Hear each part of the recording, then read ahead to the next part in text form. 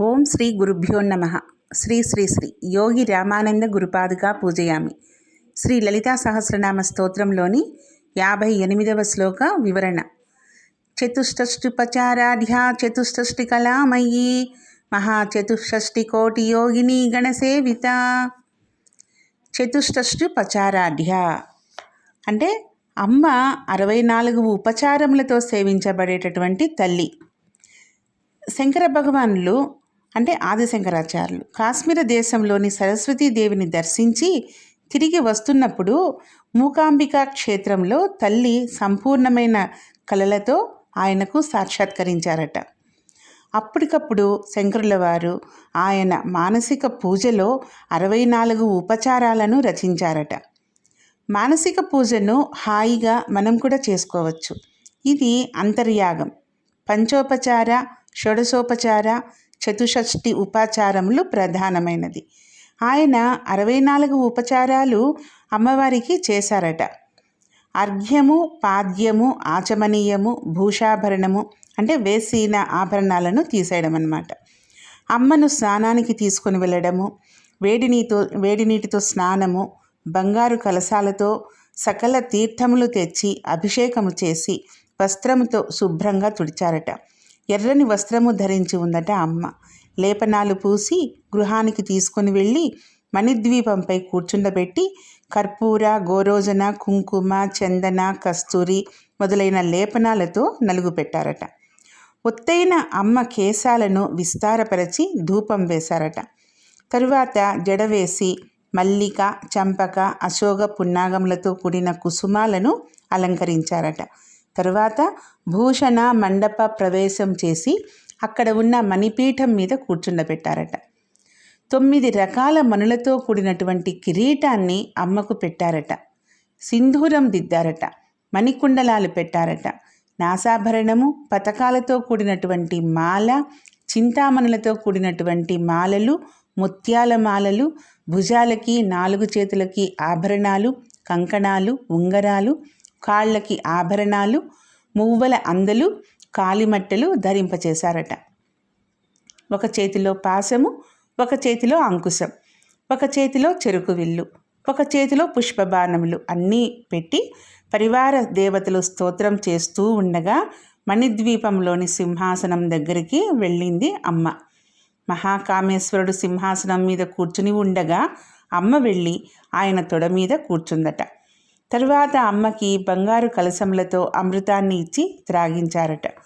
తదుపరి అమ్మకు బంగారు పళ్ళెంలో కర్పూర, సుగంధ ద్రవ్యాలతో కూడిన తాంబూలాన్ని ఇచ్చి ఆమె చిరునవ్వుల కోసం ఎదురు చూస్తూ నిలబడ్డారట. అందరూ దేవతలు కలిసి రత్నములు ఉన్నటువంటి పాత్రలలో జ్యోతులను పెట్టి మంగళవాద్యములు మోగుచుండగా హారతులు తీస్తున్నారట. తెల్లటి ముత్యాలతో కూడిన గొడుగును పట్టుకున్నారు. సర్వలోకానికి నువ్వు మహారాజ్ఞివి అంటూ జేజేలు పలుకుతూ వింజామరలు వీస్తున్నారట. తరువాత మనులతో కూడినటువంటి అద్దాన్ని చూచుకోవడానికి అమ్మవారికి ఇచ్చారట. దేవతలందరూ రకరకాల పువ్వులతో సహస్రనామాలతో అమ్మవారికి అర్చనలు చేశారట. అమ్మవారికి మహానైవేద్యం పెట్టి మరలా తాంబూలము, నీరాజనము ఇచ్చి అందరూ సాష్టాంగ నమస్కారం చేశారట. ఇదియే 64 ఉపచారాలు. దీనిని చదివినందువలన, విన్నందువలన మనము కూడా ఈ ఉపచారాలన్నీ చేసినలాగానే భావించుకుందాం. అమ్మవారికి ఇటువంటి చేసే సేవలో 64 రకాలుగా సేవించడం అనేది చాలా విశిష్టమైనటువంటి పూజా విధానం. సంకల్పించిన సమయానికే పూజ మానసికంగా మొదలైపోతుంది. అంటే మనం ఈ విధంగా చేయాలా ఈ టయానికి అనుకొని మొదలు పెట్టినప్పటి నుండే మన మనసులో మానసికంగా ఆ పూజ చేస్తూ ఉన్నట్లే అనిపిస్తుంది. భక్తులు చేసే ఈ పూజలో శ్రద్ధ, భక్తి, విశ్వాసంతో పాటు అధికంగా దైవధ్యాస అలవాటవుతుంది. పైన చెప్పుకున్నట్లు ఎలా చేయాలి, ఏమేం చేయాలి అనే భావన చేస్తూ, ఏర్పాట్లు చేస్తూ ఆ తల్లికి జరిగే కైంకర్యాలు అంటే సేవలు అన్నమాట ఊహిస్తూ చేయడం వల్ల ప్రతి సేవ కూడా మానసికంగా చేస్తూ భక్తుడు భగవంతునికి దగ్గరవుతాడు. ఇన్ని రకాల పూజలు నియమించడంలోని ఆంతర్యం కూడా ఇదే. భూమి చుట్టూ చంద్రుడు తిరుగుతాడు. ఆ భూమి చంద్రునితో పాటు సూర్యుని చుట్టూ తిరుగుతుంది. ఇలా తిరగడంలో సూర్యుని వెలుగులు చంద్రునిపై పడి స్వయం ప్రకాశం లేనటువంటి చంద్రుడు కూడా ప్రకాశంగా కనిపిస్తాడు. అయితే ఈ సూర్య చంద్రునిద్దరికీ మధ్యలో భూమి అడ్డు వస్తూ ఉండటం వల్ల రోజుకో రకంగా చంద్రుని వెలుగు పరిమాణం చెందుతూ ఉంటుంది. చంద్రుని యొక్క మారే వెలుగుల పరిమాణాలనే చంద్రకళలు అని అంటారు. వీటినే తిథులతో సంకేతిస్తారన్నమాట. చంద్రుడు సమీపంగా వస్తూ చరించడం వల్ల ఏర్పడే ఈ 16 కళలను 16 ఉపచారాలని అనొచ్చు. ప్రతిరోజు సూర్యోదయము, మిట్ట మధ్యాహ్నము, సూర్యాస్తమయము, అర్ధరాత్రి ఈ సమయాలను 4 నిర్దేశ బిందువులుగా గుర్తిస్తే వీటిలో జరిగే గమనాలలోని మార్పులను కూడా పరిగణనలోకి తీసుకుంటే మొత్తం మీద 4 అంటే ఈ 4 సమయాలు చెప్పినాం కదా, ఉదయము, మధ్యాహ్నము, సాయంత్రము, రాత్రి అని. ఆ విధంగా ఈ 16 అంటే కళలు మొత్తం 4 × 16 64 రకాలుగా చంద్రుడు సమీపిస్తూ చరించడం అనేది జరుగుతుందని మనము లెక్క తీసుకోవచ్చు. ఈ 64 రకాల సమీప గమనాలను 64 ఉపచారాలుగా సంకేతిస్తారు. ఈ సంకేత విద్యలో సూర్యుడు ఆత్మను, భూమి దేహాన్ని, చంద్రుడు మనసుని సూచిస్తారని తెలియాలి. ఇరుసువంటి సూర్యుణ్ణి అనుసరించి చంద్రుడు అనుసరించే ఈ 64 ఉపచారాలను ఆత్మను అనుసరించి మనస్సు చేసే చతుషష్ఠి ఉపచారాలుగా భావించాలి. ఇక్కడ ఆత్మ అమ్మవారిని, మనసు భక్తుణ్ణి సూచిస్తాయి. ఇది భూగోళ ఖగోళ శాస్త్ర సంబంధమైన ఆధ్యాత్మిక సమన్వయం. విశిష్ట పూజలో అమ్మవారికి చేసే చతుషష్ఠిపచార పూజలు 64 అని ఈ నామానికి అర్థం. తర్వాతి నామం చతుషష్ఠి కళామయీ అంటే 64 కళలందు ప్రావీణ్యురాలు ఆ తల్లి పరమేశ్వరి అని అర్థం.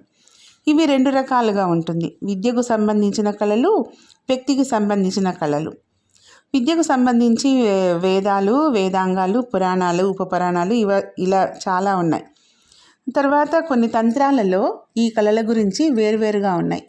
వ్యక్తికి సంబంధించిన కళలు అంటే తేజస్సు, కాంతి, ప్రకాశం, వాక్చాతుర్యం, స్వరమాధుర్యం, నడక, శరీరంలోని లావణ్యం, దేహం నందు సుగంధం, శ్వాసలోని పరిమళము, కన్ను, ముక్కు, నోరు, నుదురు ఉండవలసిన తీరు, కేశముల యొక్క రంగు, ముంగురులు, నడకలోని మాటలోని సుకుమారం, గాంభీర్యం మొదలగునవి. ఇలా ప్రతి అణువులోనూ వర్ణింపనలవి కాని కోమలాంగి ఆ తల్లి. 64 రకాల దేవకాంతులు కళలు నిండి ఉన్నది ఆ జగన్మాత. అందుకే ఆ తల్లి చతుషష్ఠి కళామయి అని అనబడింది. తర్వాతి నామం మహాచతుషష్ఠి కోటి యోగిని గణసేవిత. 576 కోట్ల యోగినులు అనబడే శక్తి గణాలచే సేవించబడుతూ ఉందంట లలితా పరమేశ్వరి. అంటే లలితా చక్రములు 9 యందు ప్రత్యేకంగా 64 కోట్ల యోగిని శక్తులు ఉన్నాయి. ఇక్కడ లలితా చక్రం అంటే శ్రీచక్రమే. శ్రీచక్రంలోని 9 ఆవరణలు అని మనము గుర్తించాలన్నమాట. శ్రీచక్రంలో ఉండే నవావరణలు, ఆ ఆవరణల వద్ద ఉండే దేవతలు వివరాలు మనం ఇంతకుముందే చెప్పుకున్నాం. ఆవరణ దేవతలైన బ్రాహ్మి, మహేశ్వరి, కౌమారి, వైష్ణవి, వారాహి, మాహేంద్రి, చాముండి, మహాలక్ష్మి. వీరిలో ఒక్కొక్కరికి 8 మంది చొప్పున అక్షోభ్యాది అంశభూత శక్తి దేవతలు ఉంటారు. అప్పుడు ఒక్కొక్క ఆవరణలో 8 దిక్కుల యందు 8 మంది చొప్పున అంటే మొత్తం 8 × 8 64 మంది అవుతారు. ఈ 64 మందికి ఒక్కొక్కరికి 1 కోటి మంది చొప్పున మళ్ళీ మొత్తం 64 కోట్ల యోగిని గణము ఉంటారట. వీళ్ళనే చతుషష్ఠి కోటి యోగినులు అంటారు.